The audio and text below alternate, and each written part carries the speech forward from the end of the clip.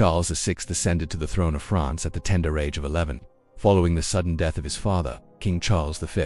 It's a role no child should ever be thrust into, especially during a time of political turmoil and looming war.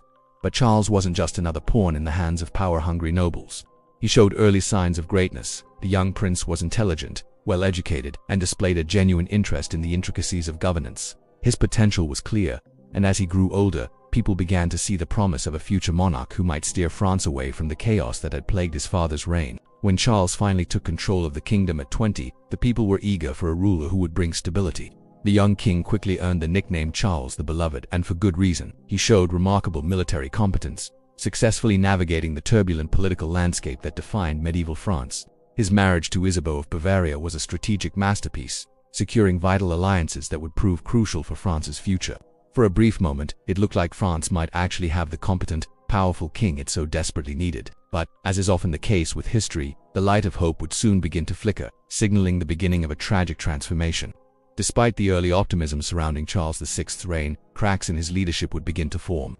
Cracks that would eventually grow into the fissures of madness. As Charles VI entered his 20s, his reign, which had started with so much promise, began to show signs of instability. The early years, everything seemed to be on track. He had inherited a relatively strong kingdom, but beneath the surface, cracks were beginning to appear.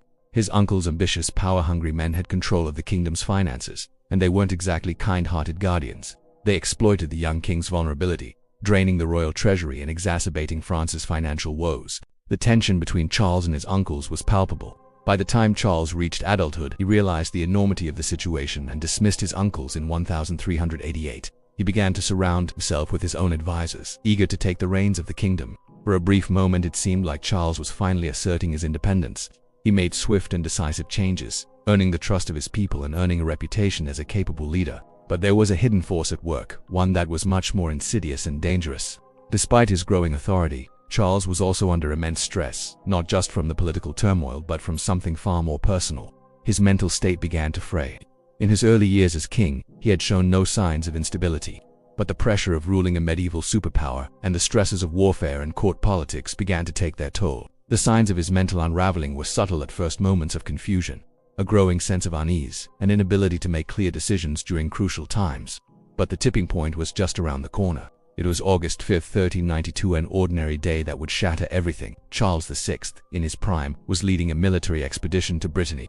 The day began as any other, but a simple, seemingly insignificant incident set off a chain of events that would forever alter the course of his life and reign. As Charles rode through the dense forest of Le Mans, a page, caught in the summer heat, dozed off and accidentally dropped his lance. The metal clinked sharply against the helmet of another soldier, a small, innocent sound. But for Charles, that simple clang of metal on metal sparked something catastrophic.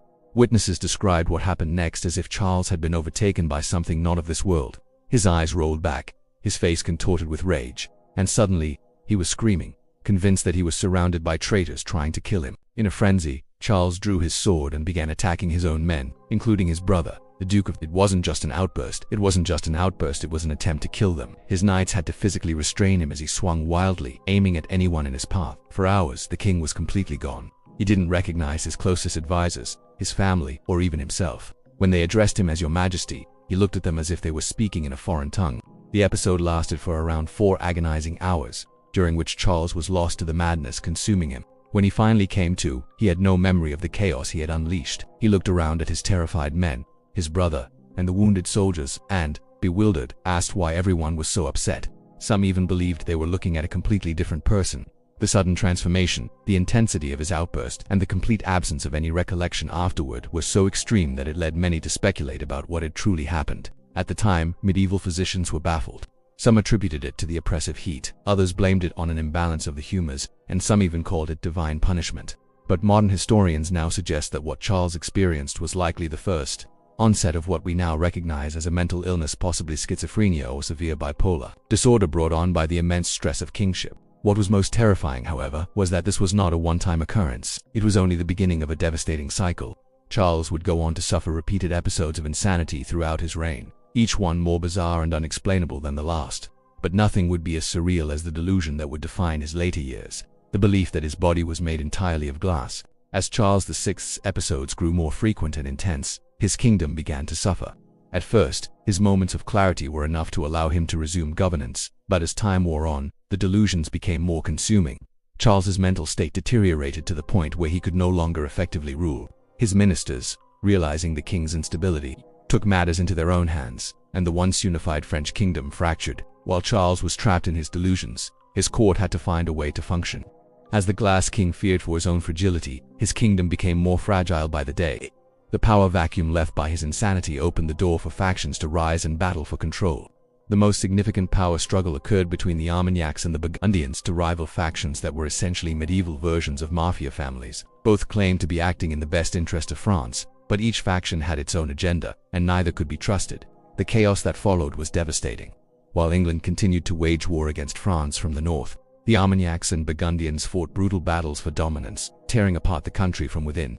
The noble families of France turned on each other, massacring their rivals and burning entire towns. In the midst of all this violence and destruction, Charles VI remained locked in his own mind, too afraid to even leave his palace, convinced that his fragile glass body would shatter at the slightest touch. The country was in disarray. While the king remained in his delusional world, unable to govern, France was literally falling apart. The English were advancing, the nobles were fighting for power, and the common people suffered the consequences of a broken monarchy. By 1429, France was on the verge of collapse. Charles VI, still alive but mentally incapacitated, was unable to provide any real leadership. His son, Charles VII, the future king, was too weak and demoralized to challenge the English, who controlled much of northern France. The kingdom was in shambles, and many believed it was on the brink of total destruction.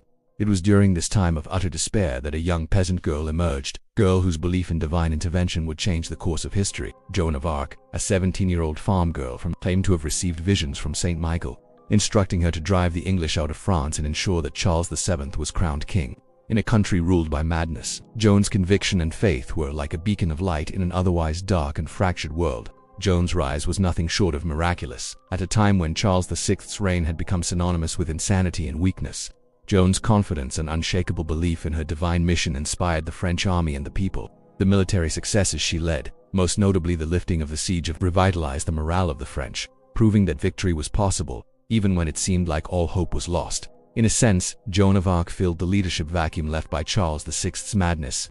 She became the symbol of unity and strength that France desperately needed, and her bold actions paved the way for the eventual coronation of Charles VII, the king who would eventually restore order to a fractured France. Charles VI's reign lasted 42 years, but his final years were marked by intermittent episodes of madness and complete mental collapse. The king, who had once been beloved by his people and seemed destined for greatness, had become a ghost of his former self. His legacy, once filled with promise, was now synonymous with chaos and fragility. In his final years, Charles VI's delusions became more absurd and his behavior even more erratic. He continued to live in a constant state of fear, terrified that the slightest touch might cause him to shatter into pieces. The once mighty ruler had been reduced to a man who couldn't even trust his own body. His kingdom too had been shattered. While Charles cowered in his palace, the country had learned to function without him. The English, the Burgundians, and the Armagnacs had all operated as though the king had already died, and by the time of his actual death in 1422, his passing was almost anticlimactic. Charles VI had become irrelevant. His mental instability had rendered him a figurehead. His reign had been a time of missed opportunities, of a kingdom divided, and a monarchy that was on the brink of collapse. The death of Charles VI marked the end of an era, but it was also the beginning of a new chapter in France's history. The irony of his death is profound. The king, who had once been celebrated as a capable ruler, only to fall victim to a devastating illness, left behind a country in shambles. But his final, lucid act, recognizing his son, Charles VII, as his legitimate heir, served as a last, desperate attempt to restore some stability to the monarchy he had helped to destroy. Unfortunately, the damage had been done, and France would take decades to recover from the scars left by Charles VI's reign. Charles VI's story serves as a tragic reminder that even the most powerful can fall victim to the fragility of the human mind. His reign became a cautionary tale about the dangers of absolute monarchy and the consequences of a ruler's mental instability.